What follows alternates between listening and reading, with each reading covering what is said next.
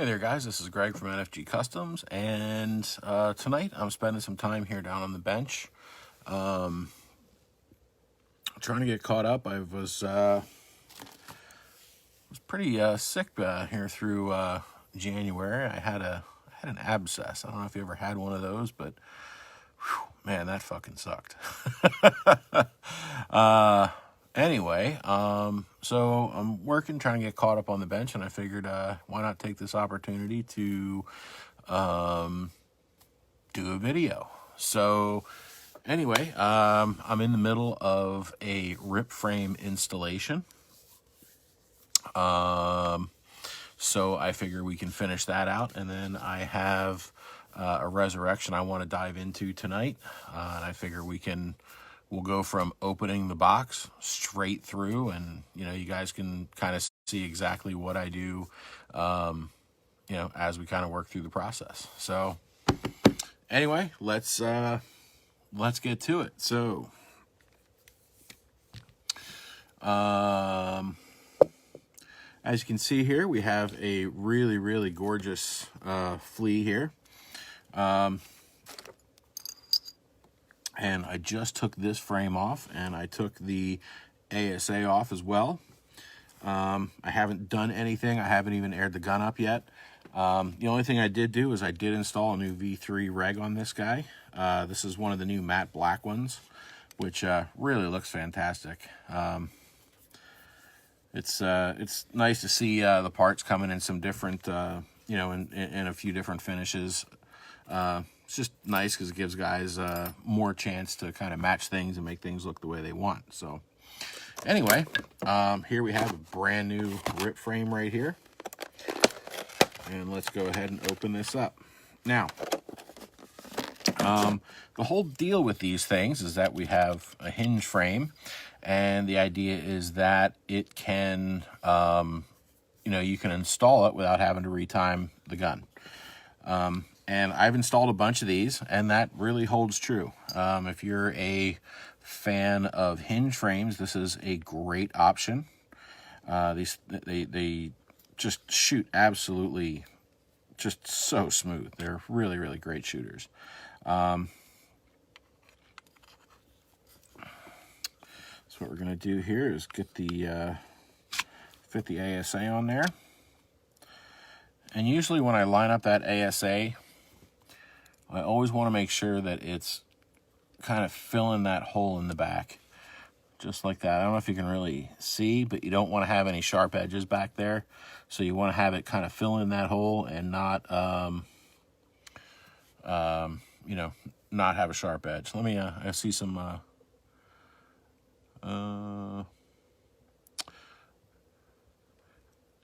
yeah, Jake, this is Nick's flea. You hit the nail right on the head. So, all right.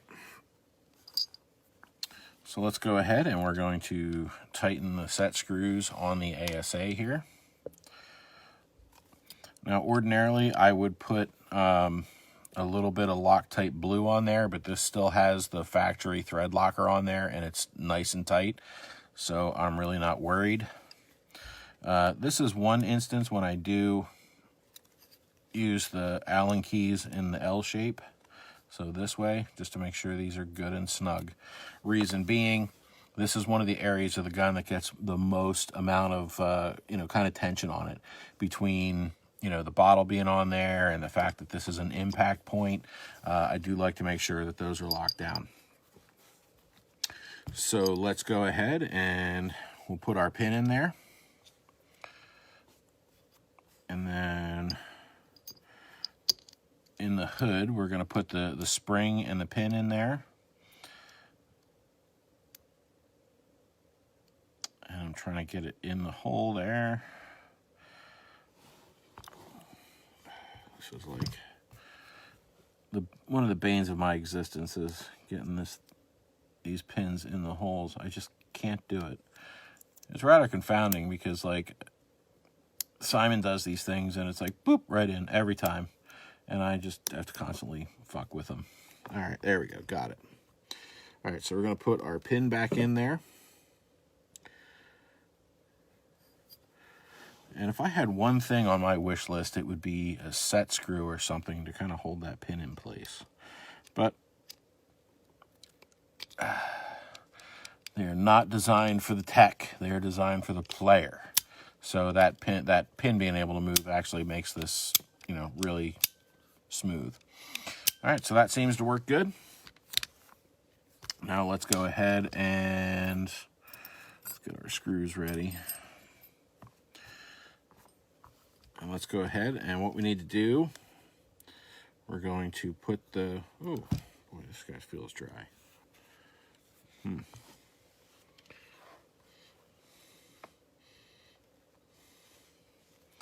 Were you putting slick lube on there, Nick?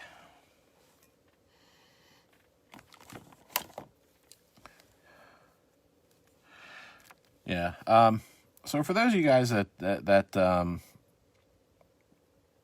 like to work on your cockers, and I assume that's most of you here, so that lube that Caesar puts out, the slick, it's good lube, right? It really is, but it will be, because it has oil in it, it's not going to last as long as straight Dow 33. So for stuff like 3-ways and that kind of thing, I always like to use the Dow, unless if you're a guy who's going to be going in here and constantly using it. The Dow 33 will last a little longer. I do use that lube, the slick lube. See, ultra slick right here. I do use it, but I generally don't use it in things like pneumatics, just because, you know, pneumatics, regs, just because I don't want to, I want that to stay as lubed up as possible. So one other thing we're going to do here is this piece of macro line looks like it got chewed through instead of cut. So we're going to go ahead and clean that end up. And then we're going to slide this macro line into there like so. And then we're going to feed the timing rod into the hole in the trigger plate. There we go. And then we're going to run our screws in. And we're going to see where that gets us. And usually with these, I usually just get guys to put new beaver tails on, and that's exactly what we're going to do here. So we're going to install a new beaver tail on this. Once that's done, I need to go over to the parts box and dig one out. Because really, I mean, these things are $20, and it's just not worth the hassle of taking it off of here to put it on here. And then if you want to switch back and forth, it just makes it a lot easier, you know, if you actually want to swap your frame back and forth, which is why this is designed the way it is. So let's go ahead and make sure these are tight. And then we are going to make sure everything's nice and smooth on here. This feels good. And let's do a quick timing check on this. So it still drops in the same spot, which is exactly what we anticipated. So let's go ahead and put some air to this guy. I'm using my brand new, well, not so brand new anymore. It's starting to get some dents and dings in it from being used. But my Inception muffler on there, and we'll see what this little piggy can do, right? Now I haven't aired this up, so I don't know if this is going to leak or not, but I figured we would, you know, check it out. I did set the reg already. That's going to be set to 350 psi, and let's cock this guy.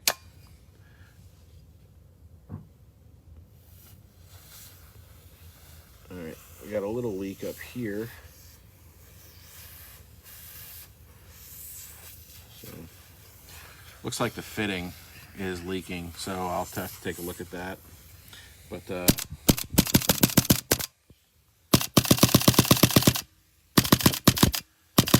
so still perfectly timed.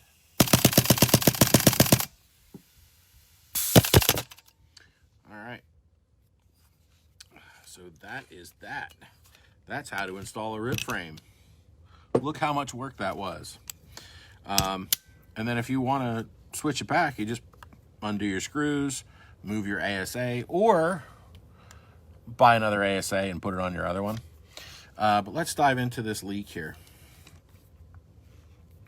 So the leak seemed to be coming from the fitting, which it wasn't leaking there earlier, so I'm not sure what's going on. But we will get into that. And here's one. We're actually having one problem here that is kind of commonplace. And it's not really a problem, but it's one of those things that it happens. And if you look here, the cap of the reg got stuck in there. Just take your trusty Allen key, stick it in there. There's tool flats. And this might be, hang on here. And you just get it in the tool flats, and you just give it a little twist. And that's it. Pops right off. Those tool flats are just my favorite thing in the whole world because this happens all the time. It really happens a lot with the Resurrection regs. Not so much with the Inception regs, except when they're like brand spanking new. And to be quite frank, it is the bane of my existence. So usually what I do to get these fittings off is, so the way these work, right, is they use pressure to kind of hold the hose in there.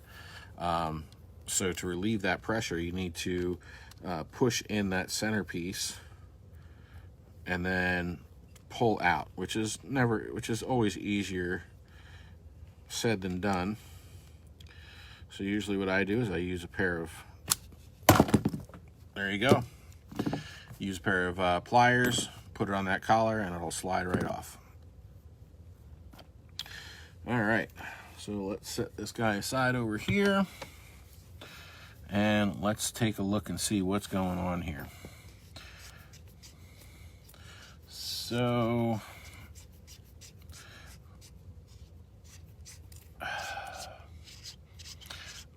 if you guys haven't seen the new V3 regs, one of the big differences is this bottom.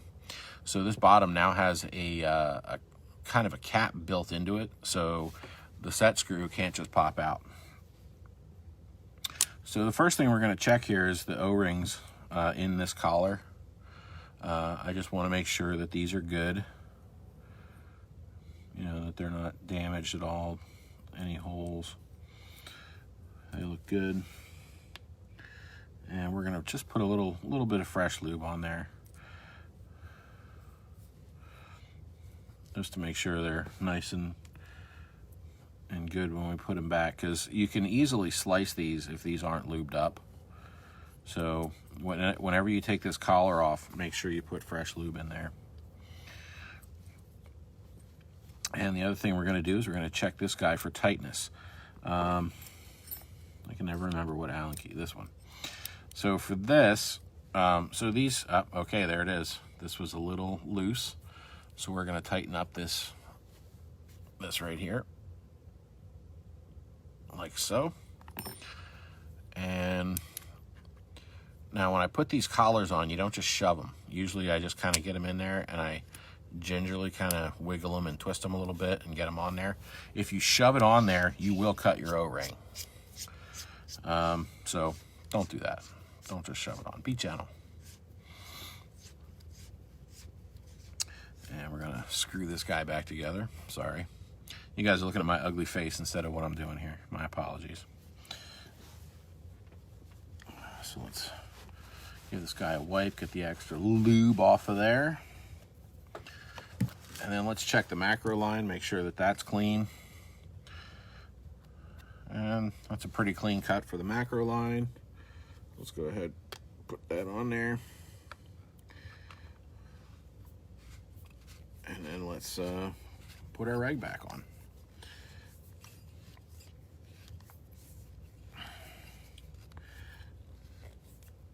And then I will get a brand spanking new beaver tail, and we'll put that on there. And then we'll go through, since this gun is in, we'll go through. I'll just do a couple of quick checks on this. There's there's no leaks. It's cycling good. Everything still feels pretty legit on it, so I'm not too worried about it, but we're going to check a few things, and we'll get into that in a minute. So first things first, I want to back off the LPR a little bit.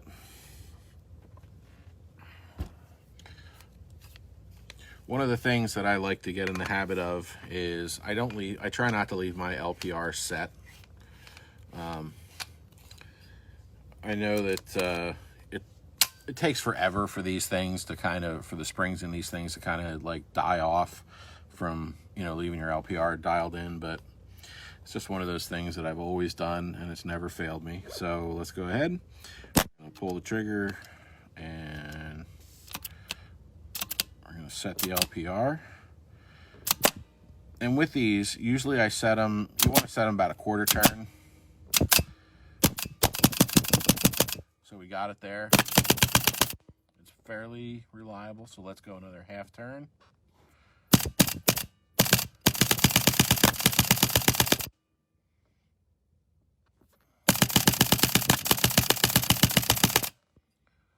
All right.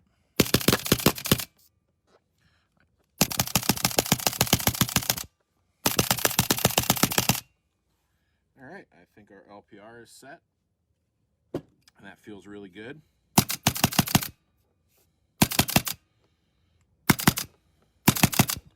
No blowback at all. All right, so now let's go in and do some of our checks here.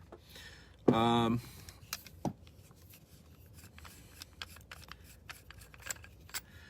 right, so everything is cycling good. So I'm really not concerned about anything, but there are some things that I want to check.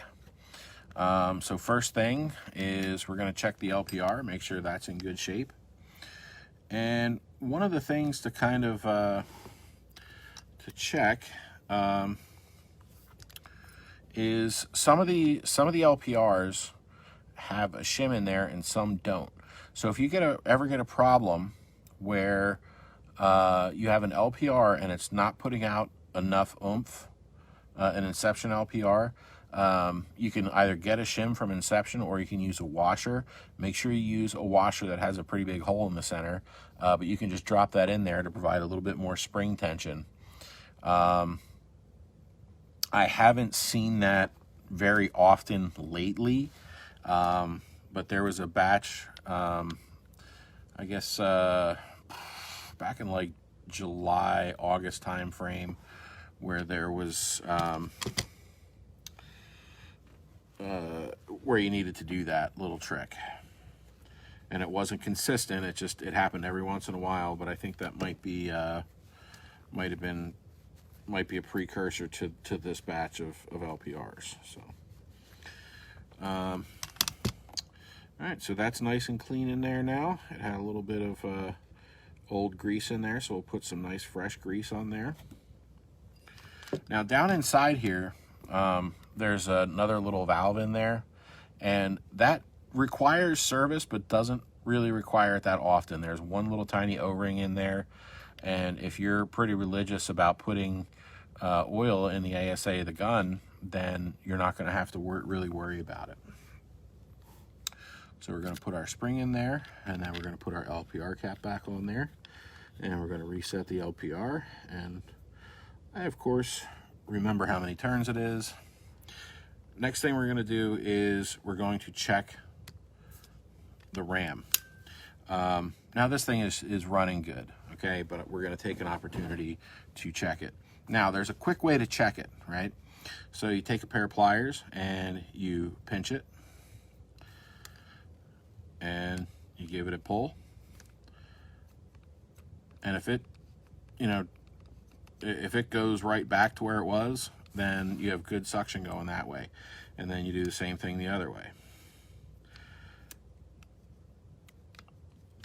Yeah, so that has good suction going that way. So you are set.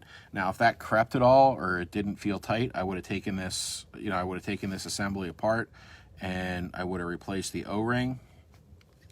It doesn't feel like it needs any lube in there. It's very, very smooth. It doesn't feel catchy at all.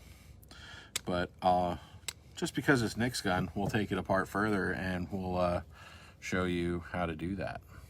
So for the Inception ones, especially if you're on a retro, it's really pretty easy to do. You yank that, and the nice thing is that you have enough clearance between the LPR and the body of the ram to be able to just pop it off. And there you go. You didn't have to pull the barb or anything like that. And this ram looks perfect, just like I thought. So we'll go ahead, since we took it off and did that, we'll put a little bit of fresh lube on there.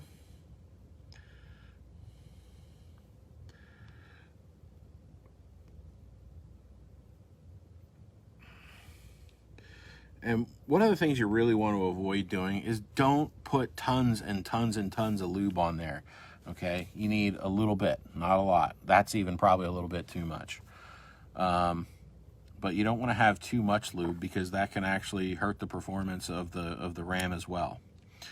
So then you just slide the ram body back down over the plunger. And usually when I put these on, I'll turn them, you know, like I'm taking it off. One turn until I feel it click, and then I know the threads are lined up, and then I'll start running it in. Not that it's easy to cross thread, but if you're not paying attention, I could see it happening.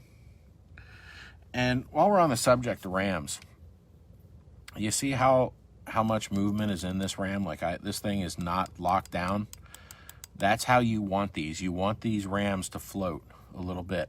It's going to reduce wear on the plunger, and it's also going to reduce wear on this rear O-ring. So it's going to make it more reliable to let it float. I know, you know, there was back in the day that it was always, you know, oh, you lock them all down. You don't want them to move. But then you end up having issues where stuff wears and it doesn't last as long. But for these new style cockers, that's definitely what you want to do. You don't want to lock those down. So, all right, so you guys hold tight for 1 second, and I will get another beaver tail, and I will show you how to install a beaver tail.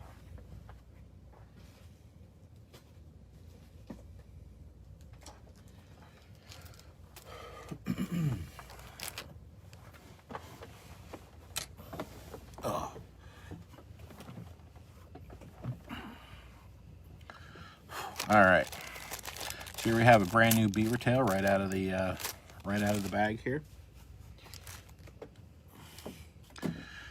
Now, so these things, there's 3 parts to a beaver tail. You have the shaft, you have the actual, you know, beaver tail assembly, and then you have a set screw. Now, how I do these is I get my Loctite blue, and I put a little dot on one side of there, and let's put a dot on the set screw while we're at it.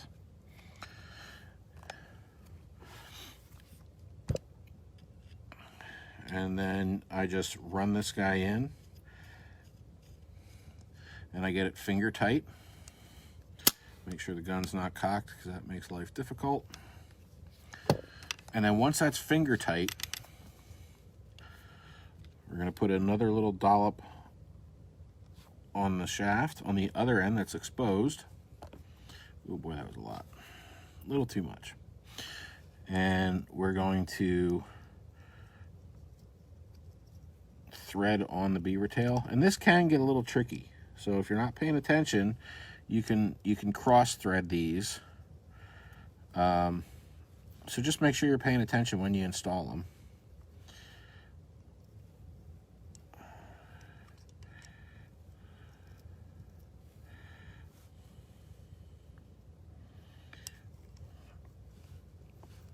Now, I usually like to have the beaver tail back a little bit more, but one of the things you want to make sure is you want to make sure that back block isn't hitting that beaver tail right down here.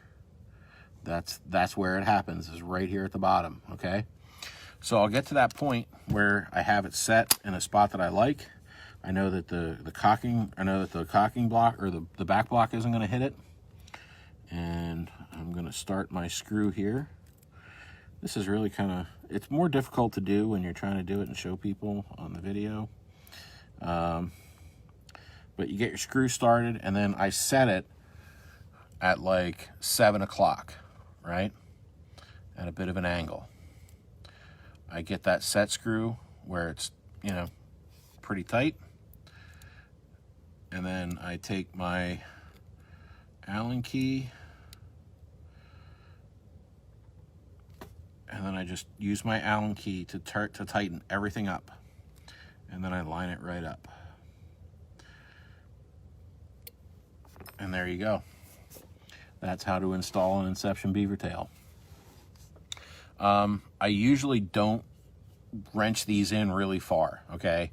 You need it to where it's going to sit, it's going to be stable. But if you run these in and really crank them in, the screw is actually going to come in and it's going to hit your rear screw here.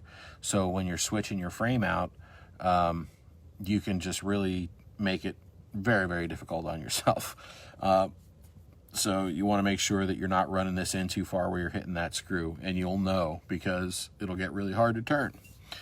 But yeah, so once you have that with the Loctite blue, there's really not, you don't really have to worry about it. It's not like you're banging that thing around. You're not, you know, messing around with it. It's just there to keep you from thumbing the cocking rod. So that's how to do a cocking or a beaver tail install. Now let's, Jesus Christ, these guys are really in here. So we're going to do a quick check on the detents, which these guys are. That one is perfect. And whenever you're doing the detents, pull the bolt back so they're easier to put in. Otherwise, you put them in and then they don't go in right, and then they don't work, and it's a pain in the ass. So pull the bolt back. And we'll put our thing back on here. And there we go. And we'll check the other side.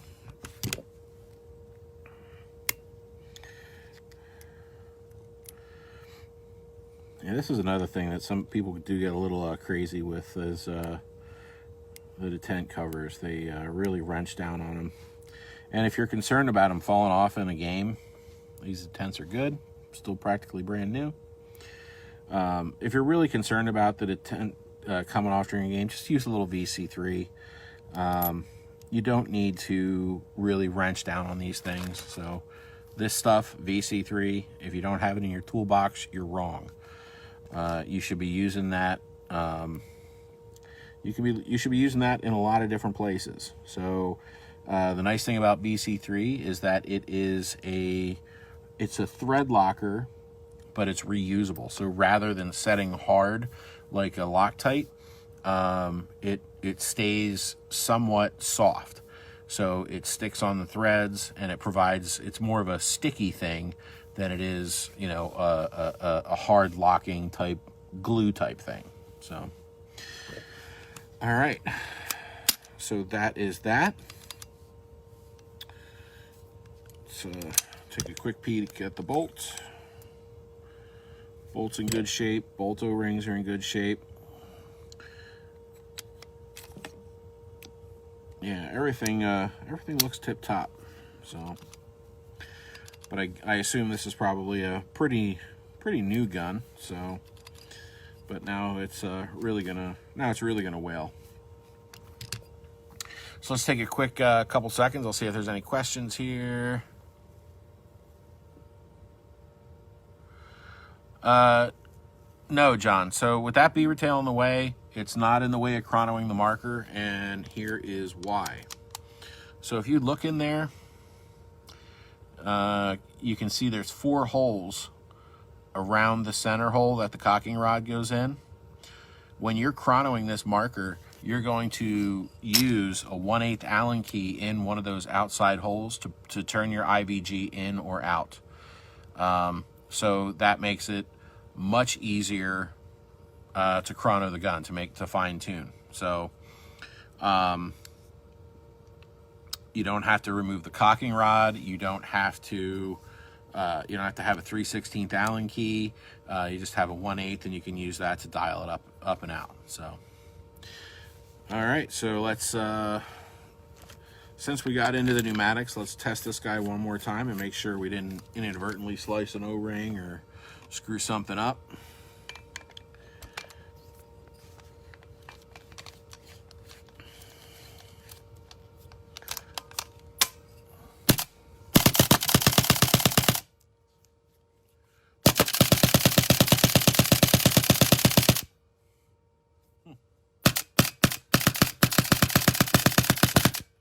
Shoots nice.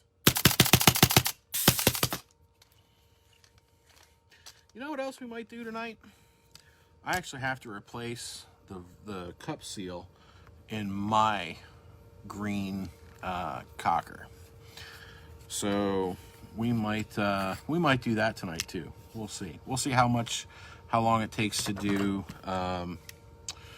We'll see how long it takes to do this resurrection. So I will let you guys ogle Nick's gun while I go grab the resurrection.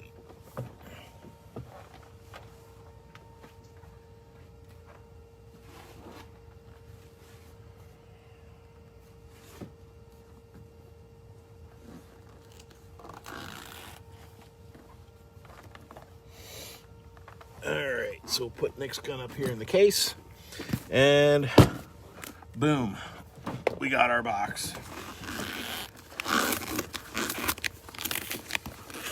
I do like these FedEx boxes. They are easier to deal with, open and close, but they still hold good. Let me put his frame up there too. I apologize, the furnace is running in the background. All right, so we got a love note here. And we have a really pretty resurrection here now, don't we? This actually, this guy looks familiar. I think we might have dealt with this guy a while ago on Super Game.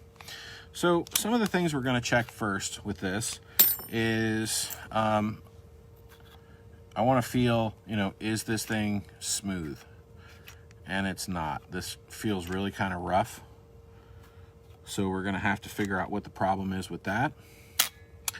We're going to take a quick look and see where the timing is set, make sure the timing is right. And to do that, you just I stick my thumb there and I pull the trigger as slow as I can to see when exactly the hammer drops. So the hammer drops just shy of halfway. Yeah, this is really rough. So let's dive into this. Let's make sure first that it shoots. So we're going to air it up. We'll put our tank on there.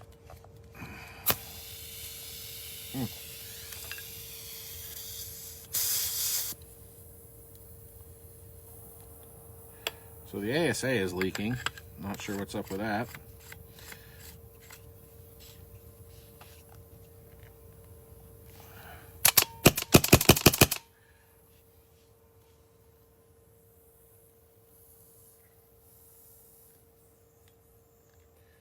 All right, so the macro line is leaking. Yeah, this thing is shooting like a piece of dog shit.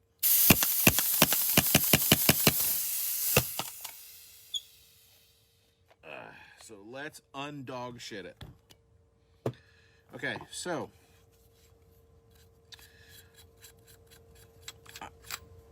now based on that, so you can this roughness is definitely something we need to deal with. Okay, so first and foremost, so the way to check that, the first thing you're going to do is we're going to pull the bolt. All right, so the bolt is missing a front O-ring. That's a problem. So we'll need to replace that. But now after we pull the bolt, we're going to check the sled. And looking at the sled, I'm going to say the sled probably isn't set to be long enough. but this still feels, it feels better, but it still feels like it's tight. So first thing we're going to do is we're going to get rid of this stupid set screw that Empire puts in there, because you don't need it. And all it does is make life difficult. So now it's floating a little bit. All right, so that does feel a little bit better now that it can float. And we're going to dive into the ram here, because it feels a little gritty.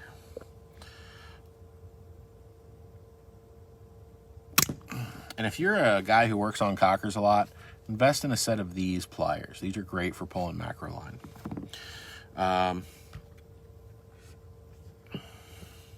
Those are my, kind of my daily driver pliers. I always have them on here. All right.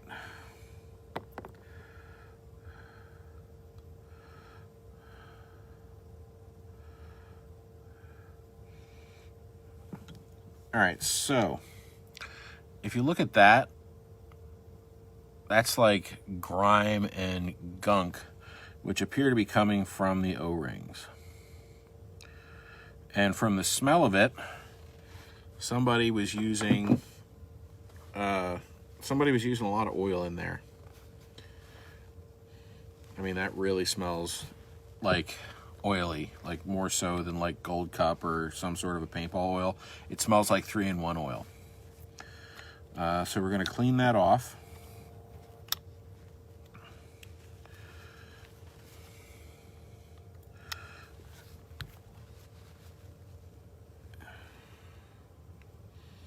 Oh yeah, that really does smell like 3-in-1.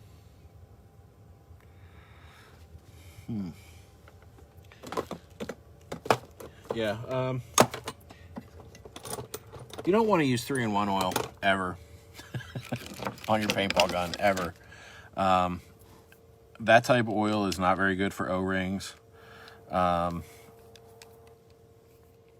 it can really do a number on them. So now this guy here,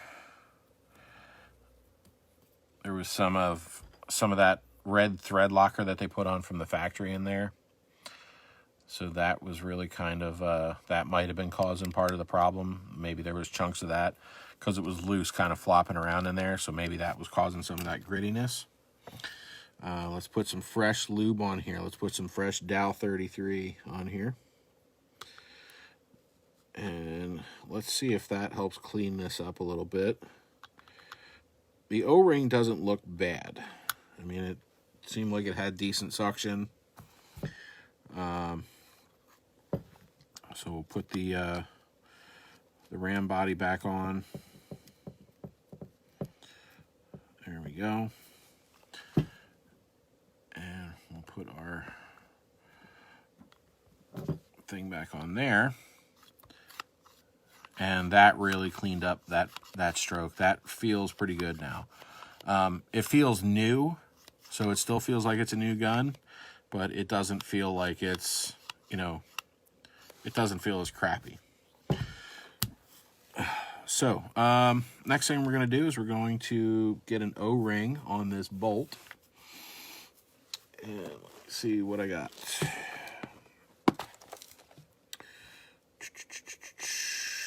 I think these are number 14s.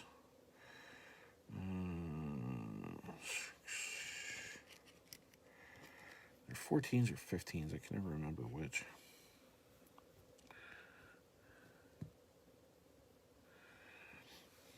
I think a 15 is what we need here.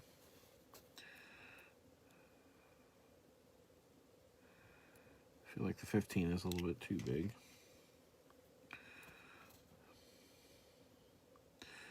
So with these front O-rings, though, you want to make sure that you use a harder durometer with them. So for this, I'm going to use the hardest durometer one that I have, which I think is going to be this red guy here.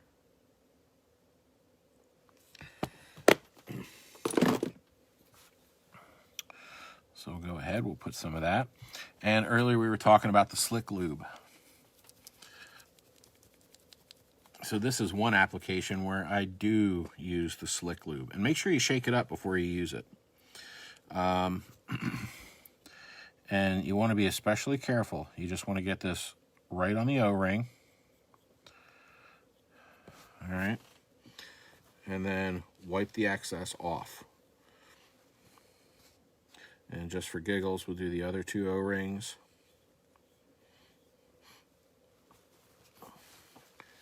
And wipe the excess off. So you don't want to have a lot of that lube on there because it has oil in it, and that's going to swell the Delrin. So you don't want to load it up with lubricant, but you do have to lube those O-rings if you want it to travel smooth. So let's get that in there. Looks like we might have to replace one other of these O-rings. Maybe not. Yeah. Yeah, these O-rings are shot. Look at that. It's really kind of bulging out there. So let's go ahead. We'll get our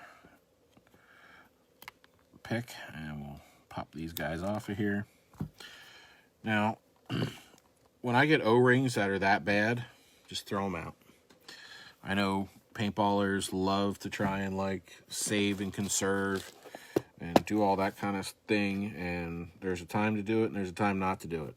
O-rings are not the thing that you save, because that's how you end up, basically that's how you end up putting a bad O-ring in your gun again, is by trying to be frugal. So we'll put a couple of 15s back on here. And I think, you know, my opinion there is that whatever O-rings they were putting on there were way too soft for the application, which is why they broke down so fast.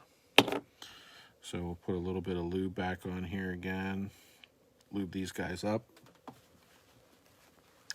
and wipe the excess off. That's the key part of this. So you see there's no lube left on that bolt. And we're going to put that in there. Oh, look at that. That is like 10,000 times better. Okay. So the next thing that we're going to want to check here is the bolt at rest. And if you check that, I don't know if you guys can really see in there, but the bolt is, I mean, that's a good ½ inch into the breech, you know, quarter to ½ inch into the breech. That's too far. So that tells me that the sled setting is off. But let's go ahead and we'll verify that.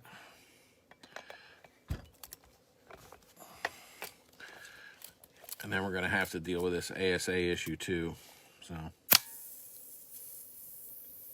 which I think is macro line. All right. So it doesn't quite clear the breech. And looking at it, you guys aren't going to be able to see it, but there is entirely too much bolt in that breech. So we're going to go ahead and clean that up.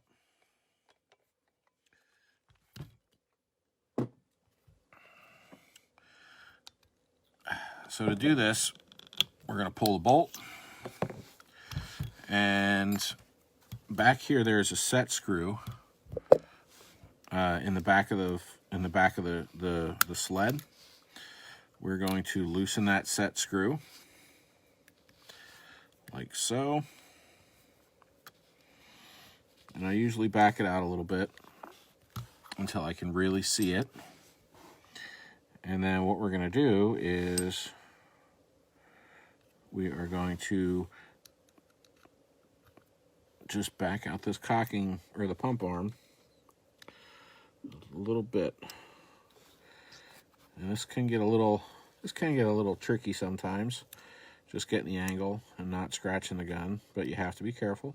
I mean, we're dealing with a paintball gun here. It's not, you know, something to be careful with. So we're actually going to give this guy like 2 turns, and that should give us the extra clearance that it needs. It might be a little overkill, but we'll see how it goes. one of the things I find with the Resurrections is sometimes they like having that bolt go past the breech a little bit more than others. It really depends how they kind of shoot. So we're going to go ahead. We're going to lock down that sled and the pump arm. And it's still very, very smooth. It's definitely a vast improvement over what we had. Yeah, see, that sled was really smacking into the body there.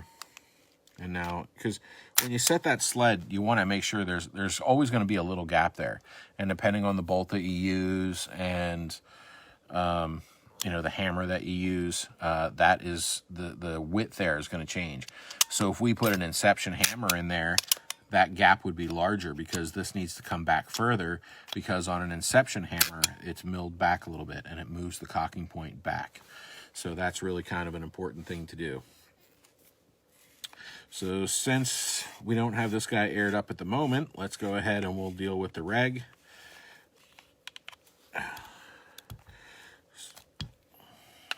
Yeah. And we're going to clean up this. There's entirely too much. There's just entirely too much macro line here. So we're going to trim that up a little bit. I'm not going to take a ton off, but enough to clean up these edges. Oh, shit. That one didn't cut straight. There we go. Much better. And then we'll do the same thing on this side. And if you're a guy who does a lot of work on your paintball guns, invest in a set of these. These are really good. These are for PEX, but they are great for cutting macro line because it lets you get nice, clean, consistent cuts, which is, I mean, that's pretty much everything when you're dealing with macro line. You want to have those cuts clean, so you get a good seat on the O-ring. So we're going to put the macro line back on there, and then we're going to check our pressure. I'm going to guess that the pressure is probably off on this just by kind of how it feels. It doesn't feel like it's shooting the way it should. Wow,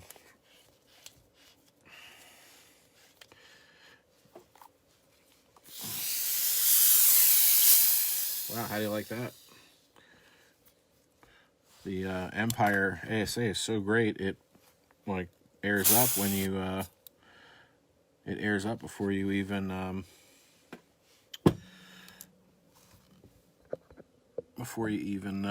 turn it on. Love it. All right, so this is at 400. Well, not quite 400, like 380, 390. Yeah, 385. So we're going to back it off. And usually what I do with that is I'll give it a decent turn, and then vent it, and then I dial it back up. So that way you know you're getting a nice consistent reading without wasting a bunch of air and screwing around. So there we go. So right at 350 is where we want this. And we're going to vent the Empire ASA, then we're going to vent the gauge. And while we're on the subject of gauges, I know a lot of guys, like if they'll just use one of the little tank gauges that go up to like 600 psi. That's fine. But if you work on your gun a lot, invest and get one of these oil-filled gauges. It's going to help you because you get really accurate readings, but also if you ever get something that's over-pressurizing. So I actually blew up my first reg tester at ICC with a tank and a reg that wasn't regulating. So basically, the Ninja tank failed. It needed a rebuild, and because it was dumping a full, basically the entire tank pressure it was on a Resurrection too, because it was dumping the entire tank pressure out to the Resurrection HPR. It actually shot the reg spring through the reg seat, so it completely stopped regulating. So it was just an open flow right through. And yeah, 4,500 PSI just basically destroyed my gauge. So that was pretty awesome. So let's put this back on and we'll see if we're still leaking after we trimmed up our hose. The fit is certainly much better. And I guess we'll shoot this guy a couple times.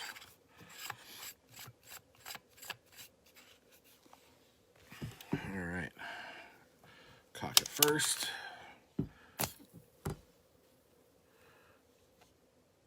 All right, so that leak is cleaned up now. We got a good seat on there.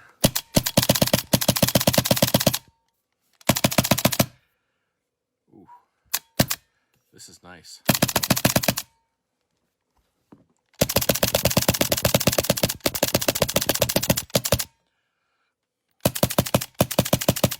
Wow, that really shoots nice.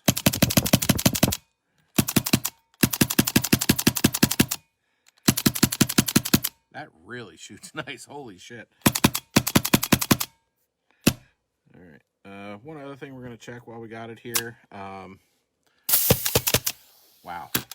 That really shoots nice. Holy shit. For a resurrection, that just shoots nice. Not even for a resurrection, it shoots nice. It's amazing how nice these can shoot when you know how to clean them up. And, you know, hey, look, we got Mr. Caesar on, man. I was just using your lube a few minutes ago. You missed it. So anyway, we're going to check our detents in here. There's some gunk in there. We'll clean that out for him. And again, pull that back.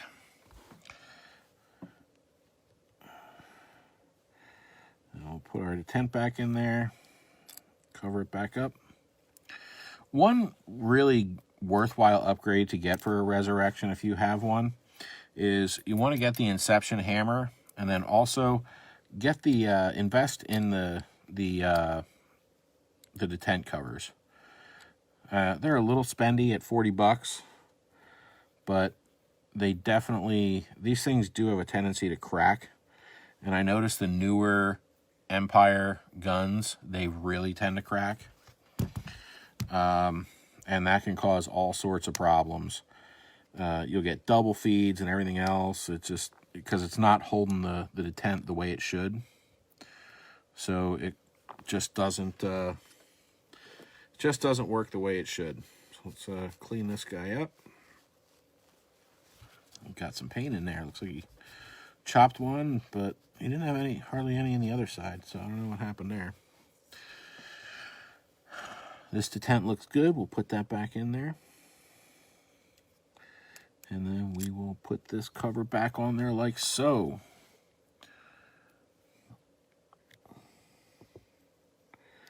And that is a quick and painless resurrection. I don't know about, well, maybe not quick and painless, but man, that thing definitely shoots good. You know what, since we got this thing here on the bench, let's double check that the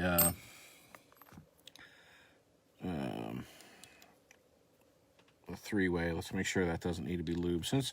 Since we serviced the rest of the pneumatics,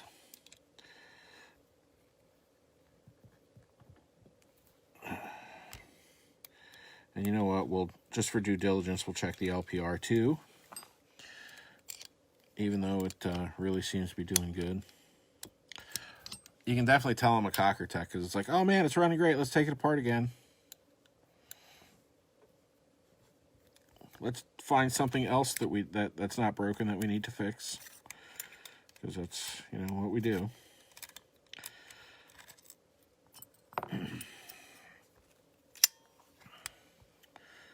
And look at that, there's paint under there, so it's a good thing we did that. Let's get that paint out of there. All right, so we've got, there's a lot of lube on there, so we'll clean it up and re-lube it.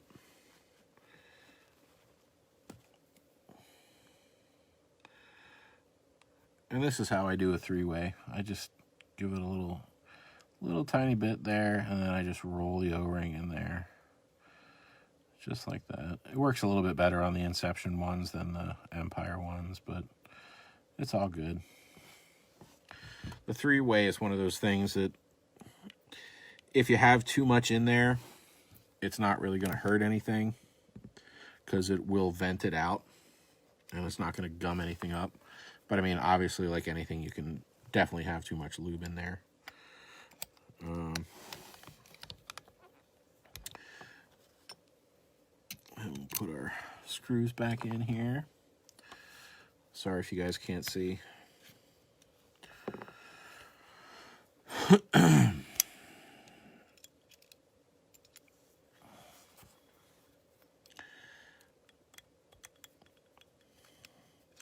And one thing that I, since we're sitting here and I'm thinking about it, is if you guys really do work on your guns a lot and you do it by yourselves, make sure you invest in a good set of Allen keys.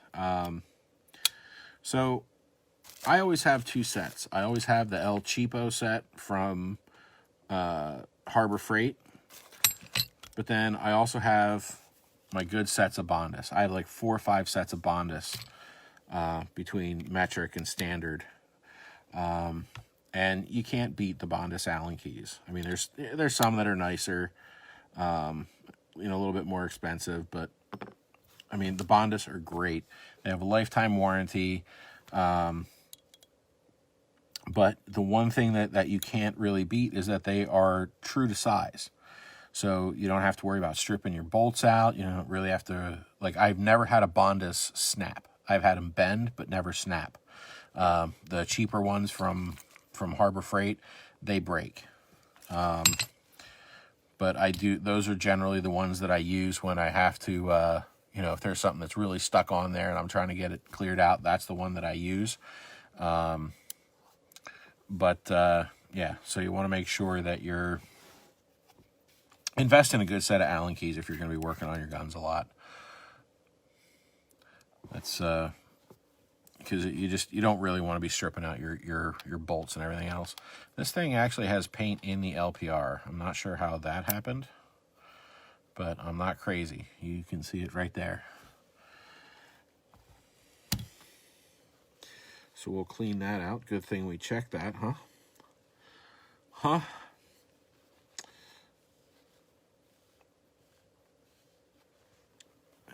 And we'll put some fresh Dow on there.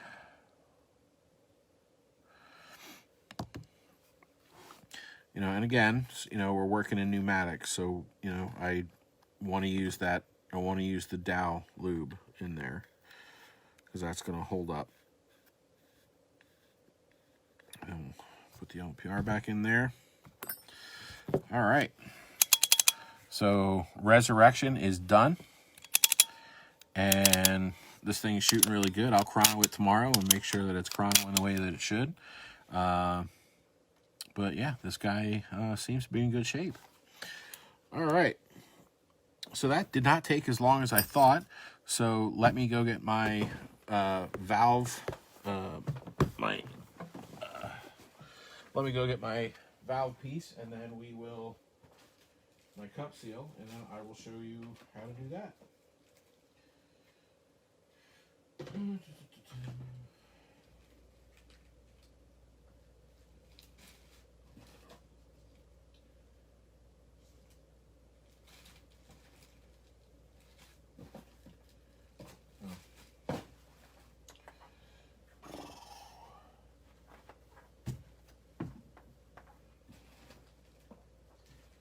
I hope I have my cup seal.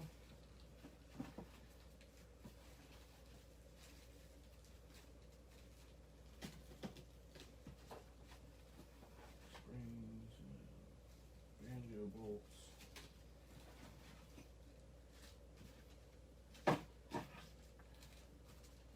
I've been a little lax with putting my orders away lately because I have been very, very sick.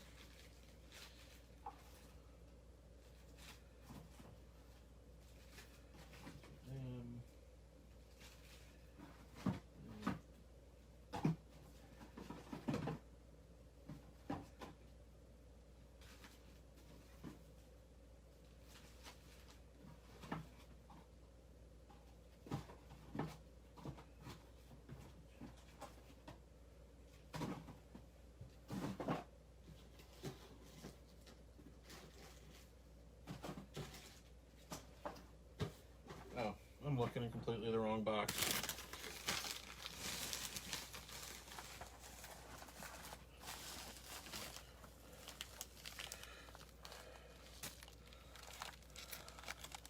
There's my cup seal right there. All right. Oh, and look, EMAC triggers. Woo! That'll be a video for another night.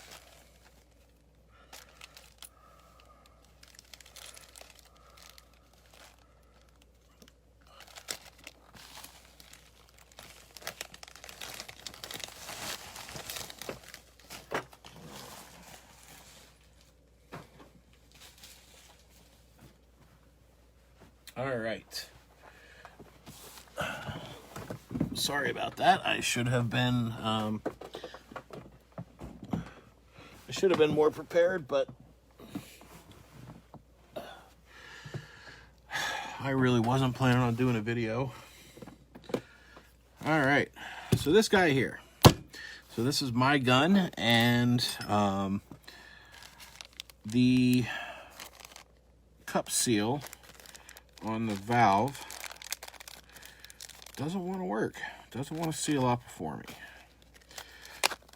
And I can count the times that I've had that happen with Inception valves on one hand. It has been twice. And the first time I was able to get it to seal after I took it out and I trimmed the wings. But this guy here, he doesn't want to stop leaking. So we are going to replace the cup seal. So first things first, we're going to remove the cocking rod and the bolt. So that'll give us access to the lower tube. We'll pull the frame off just to make life easier on ourselves.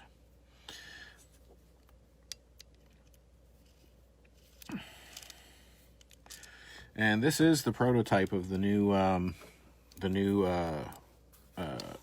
earth color for the Signature Series fleas. Looks great. I'll put it all together once we get it done, and you guys can check it out. I mean, these things are nice. They're limited to 50 across all three colorways. So there's going to be 50 guns, not 50 blue and 50 red, just 50 total. I don't know how many are left. I know that they sold quite a few of them.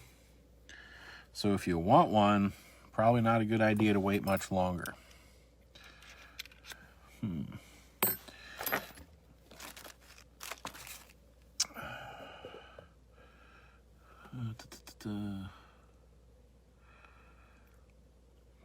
You know, Nick, it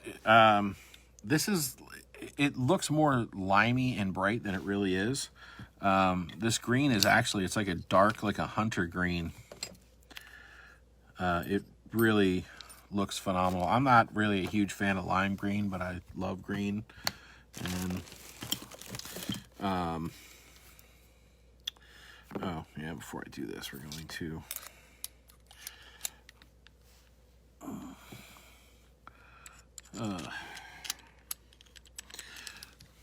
anyway, called you a lime, you wouldn't stand for it. Anyway, I'm gonna go just put this back down and ignore you guys. So I forgot one key thing is I want to back out the lug.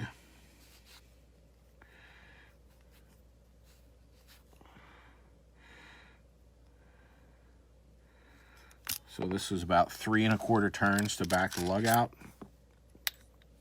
I'm gonna flip the cocking block over. And when you're doing this, you know, when you work on cockers as much as I do, a lot of this stuff, you know, is like you just know what to do to not fuck it up. But you need to be careful so you don't bend your ram shaft.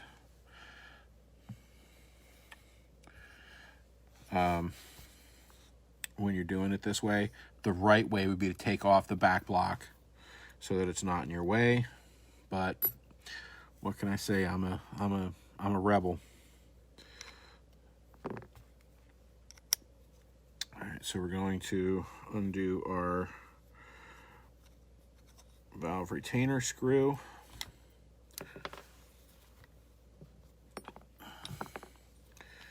And then we're going to pop the valve out.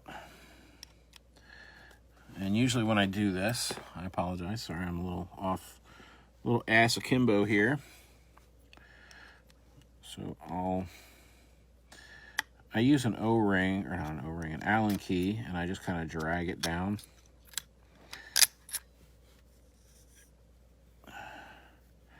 And then I use the spring tension to kind of pop it the rest of the way out.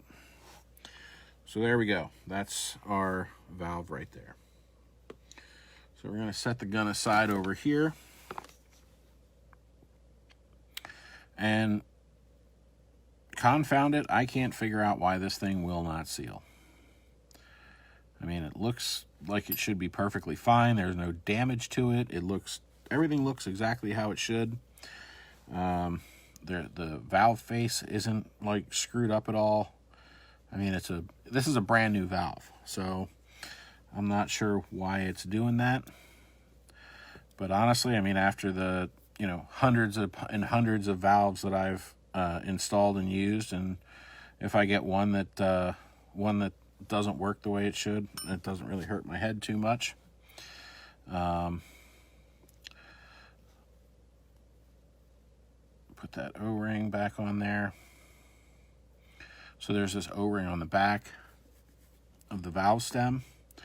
We're going to take our spring off.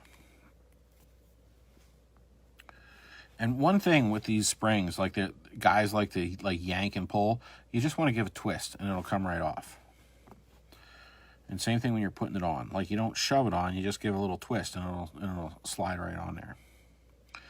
Now, with these, right? So sometimes these wings can catch on the valves, so it's always a good idea.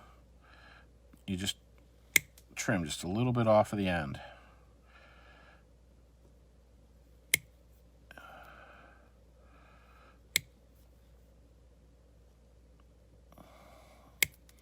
And you want to make sure you keep it as consistent as possible. And make sure that there's no sharp edges when you do it. I always use these type of pliers when I do that. Some guys use toenail clippers, but then that usually ends up with an edge that's, kind of like, these are sharp, but they're not super sharp, so they kind of pinch and then they cut. So it results in almost like a rounded cut. So it's perfect for this application. So we're going to assemble the valve again. And then when I do these, I always do this. I put some tension on and then I give it a couple of spins just to make sure. All right.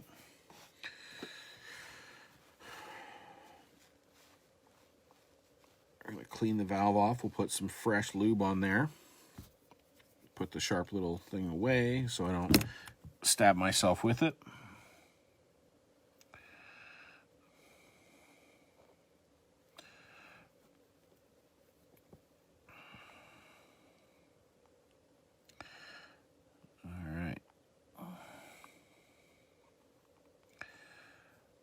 And with the valve, I always generally favor to put more on, more lube on, simply because when you're installing the valve, we have to creep this guy by the IVG threads. And since these valves are, this is an 11/16 valve, it's bigger. You can easily kind of slice your O-rings. So what we're going to do is we're going to put the valve back in the gun. And I'm using my trusty piece of PEX here. And when I install these things, I do it this way. I take my gun body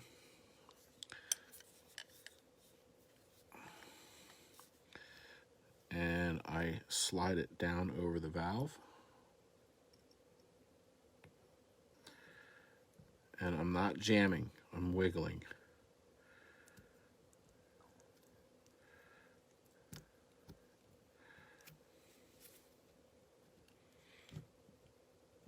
All right.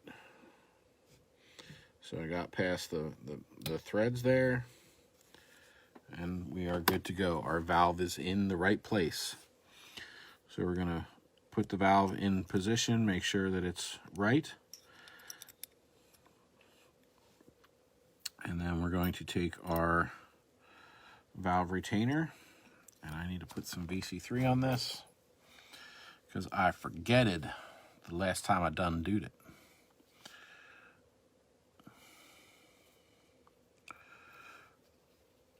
Hey Larry, welcome from Japan.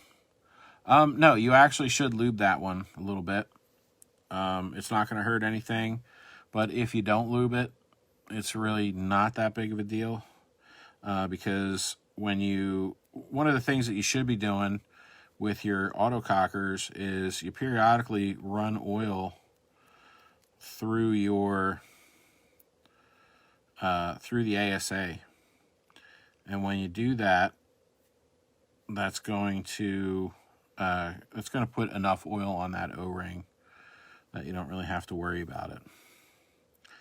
And when you're using your oil, the oil you use, you want to use a paintball-based oil, something like Gold Cup, or I use Outlast. This stuff is great. Inception stocks this stuff. I need to order it and stock it, but I never remember to order it. I've been meaning to order it for like a year now, but I never think about it. So, and one of these days I have aspirations to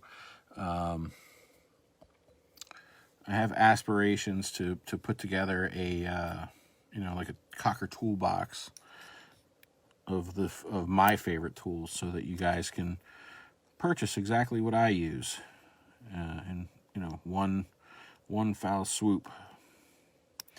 All right, so when you're setting this, right, the inclination guys have is to tighten this thing down as hard as you can.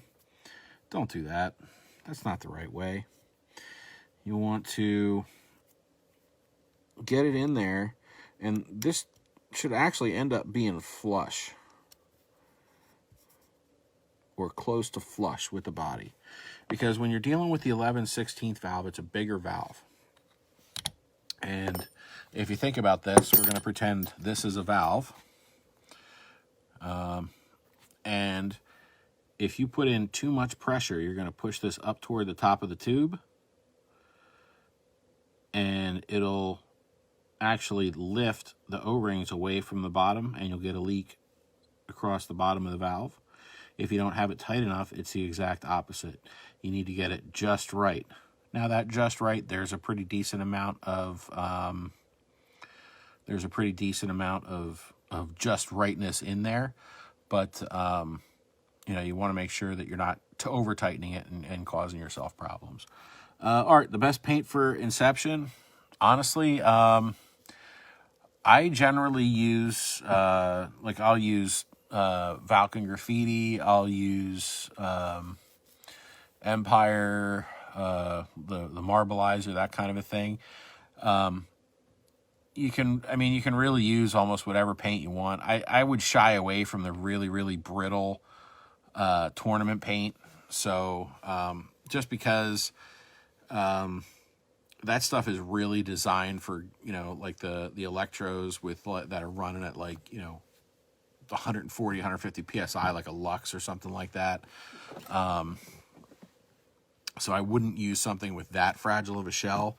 You can set your cocker up to be, they can be set up to be low pressure, so they're a bit, gentler on the paint, but you really sacrifice a lot of efficiency when you do that. So it's, honestly, I would just use a paint that's a little bit more durable. And I'm not saying, something that's, rocks or anything like that. You don't want to do that, but, like a decent mid-grade to high-grade paint, not tournament grade. A lot of the APX paint that you'll see out on the West Coast is very good paint. But again, you know, you want to use the medium to high grades. And if you're using, and I know a lot of guys will buy the cheap stuff, and you can shoot the cheap stuff, it's fine, but it's not going to be consistent. It's not going to be, it's really not going to shoot straight all the time. So I recommend, you know, you get what you pay for with paint, you know, so you want to make sure that you don't want the absolute top of the line stuff, because the reality is most of the time you don't even really need it. And it just really you just really end up spending a lot more money than you need to. And if it's too fragile, then it's just gonna end up breaking in your gun. So, well, not in your gun, but in the barrel. So, all right, so we're going to put the hammer back in here. Let's go ahead and set the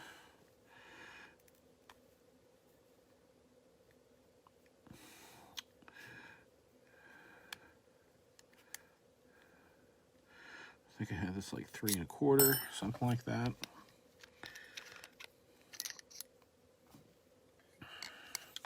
And we'll put our spring in there and our IVG. Monster balls. Bring that up, Tim. That stuff was pretty brutal.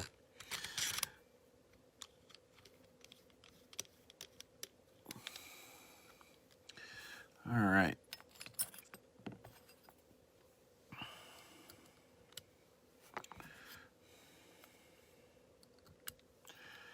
Let's go ahead, we'll dial this guy back in there. And I know this is usually like one of the last things you do, but I do things a little differently. Put my trident bolt in here. The one thing I hate about valve issues is that every freaking time, like, you always have to like assemble and disassemble the entire gun just to do the valve and check it right. So hopefully, I'm really hoping that that the cup seal did the trick, because if not, there's something up with the valve body. I've replaced the O-rings on it, and I've never seen the I've never ever had a problem with a valve body, an Inception valve body. So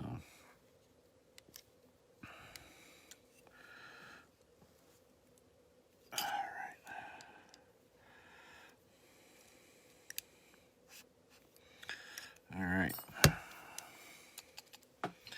Let's grab this, put the muffler on, and hopefully that fixed the issue. What the fuck is going on there?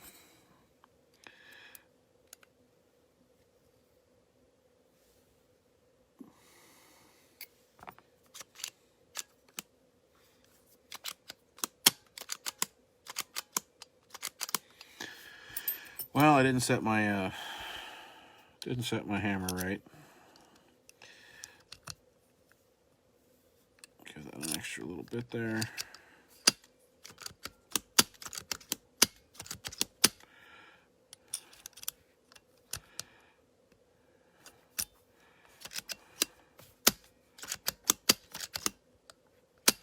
All right.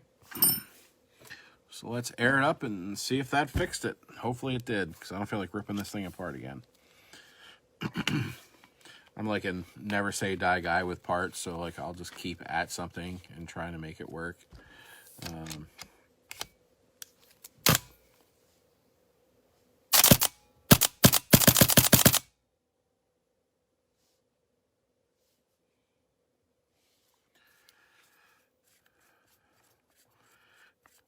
right, I think that fixed it.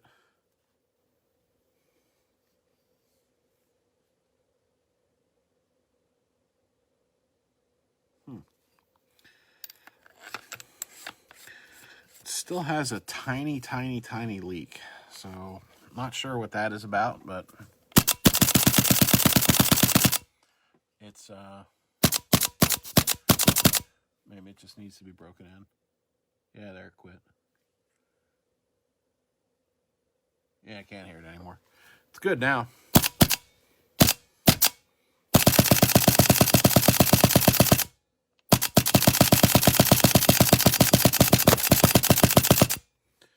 All right. Now we're cooking. All right, I guess we'll check the timing, make sure I didn't screw it up. So with the hinges, it's a little trickier because you know, you have to really be careful when you're pulling it so you don't miss that hammer drop. So hammer drop, and it cocks, and then there's still a little bit extra there, which for a hinge I find a little bit of extra distance actually makes it shoot better. You can actually get faster even if it's a little longer. I know a lot of guys like to, you know, they want it as short as possible, and I get the guys that are like, oh, can you set this up so you can fan it with 2 fingers? And I mean, yeah, you can do that, but it's a real pain in the ass. You gotta, and you can't do it right away. You gotta break it in. So, but these frames are great. The hinge frames. These are very, very smooth, and it really does. They really shoot great. So now let's talk signature series. So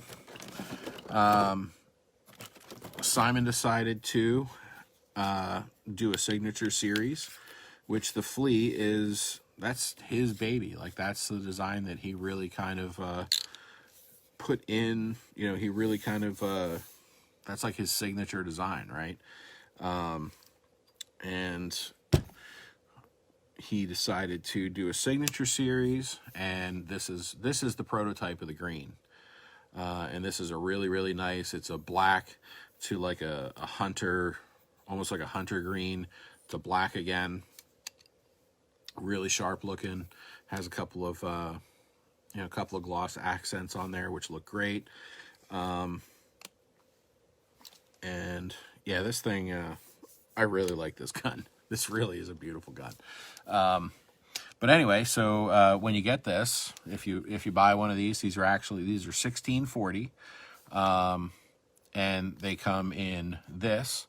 There's a beautiful blue to silver to blue fade, which I actually have one coming in. It is, I purchased it. It is to have available for sale, so I will have one ready to ship here in the next week or so. So if you want it, you know, let me know, and we'll go ahead and get you set up. But you get the RIP frame. You get all of your barrel backs matched. So they're all matched there. All 5 barrel backs. So you get the 690, the 678, the 685, the 680, and the 675.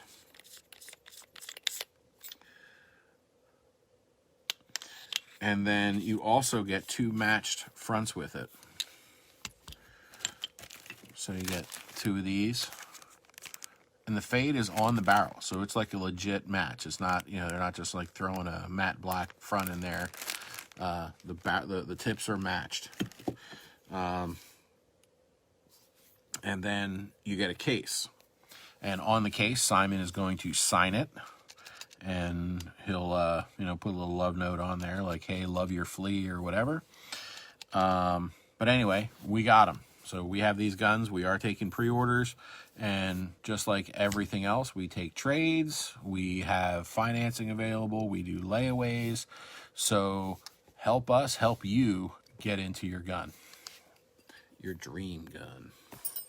So anyway, guys, thanks for joining me tonight. It was fun. Yeah, so I got a I have a couple builds that we need to do, so maybe we'll do another video this week. And